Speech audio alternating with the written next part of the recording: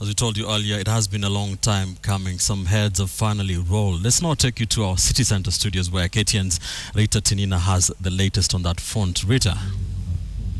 Well, Ben Kitili, earlier on at State House this afternoon, that all-important statement by the President on Joseph Ole Lenku and the Inspector General of Police, David Kimaiyo, taking the most decisive action there. As you said, many will be wondering whether it will lead to any changes in the security situation in the country. But, well, Ben, it will depend on who you ask. The President believes that it is an important step, one that will go a long way in restoring faith in the country's security system.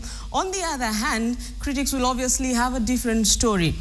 But with all the mounting pressure on the President to crack the whip, one gets the feeling that Uhuru Kenyatta had to do something somehow. This is how things unfolded at State House, Nairobi, earlier on in the day. With a second attack in Mandera claiming the lives of 36 quarry workers, the President's statement was much anticipated. We will not flinch or relent in the war against terrorism in our country and our region. This was only the latest of such moments for the President, who has been under intense pressure to crack the whip as the insecurity crisis moves from bad to worse. The first move, getting a replacement for Joseph Ole Lenku. I have today nominated the Honorable Major General retired Joseph Nkaissery as the new Cabinet Secretary for Interior and Coordination of National Government. Uhuru Kenyatta did not make any mention of Ole Lenku, or whether he had been fired or prevailed upon to step aside. Lenku, sources say, was not even in the meeting of security chiefs at State House earlier in the day. His fate remains unknown. Then came the announcement about the Inspector General of Police, David Kimaiyo.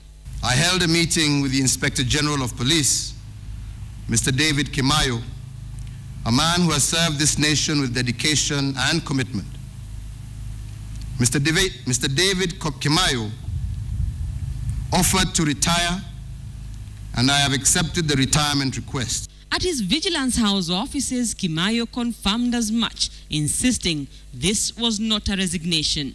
I've been able to make my decision, or my early decision, to be able to officially retire from the National Police Service with immediate effect as we continue forward for our country.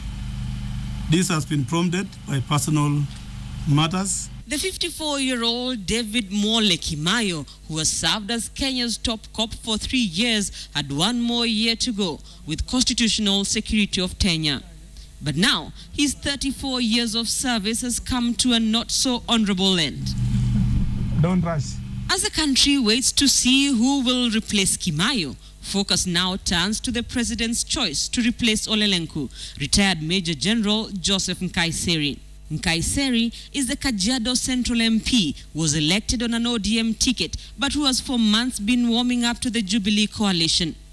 The one-time Defense Assistant Minister is widely expected to sail through vetting by Parliament's Committee on Appointments and approval by the National Assembly as Kajiado Central constituency braces itself for a by-election. With mounting pressure on the President to act, Uhuru Kenyatta has perhaps taken the most decisive action since the Westgate attack. And now all eyes will be on the man in charge of the country's security. Will retired Major General Joseph Nkaissery succeed where others have failed? Rita Tinina, KTN, State House. Of course, Joseph Nkaissery will still have to get that approval from Parliament. Let's see how that goes. Of course, the picture that has been on our super wall, down and out, that is David Kimaiyo and Joseph Ole Lenku. The actions taken today by President Uhuru Kenyatta forms the basis of a big question, and we're asking you tonight, are you satisfied with the actions taken by the President? They tell us what you think. We have a panel of experts in the studio to just roll out some of those choices and permutations. But what are your views? SMS your yes or no opinion to the number 22155. You can also tweet us at Ben_Kitili, at KTN Kenya, and at Linda Ogut.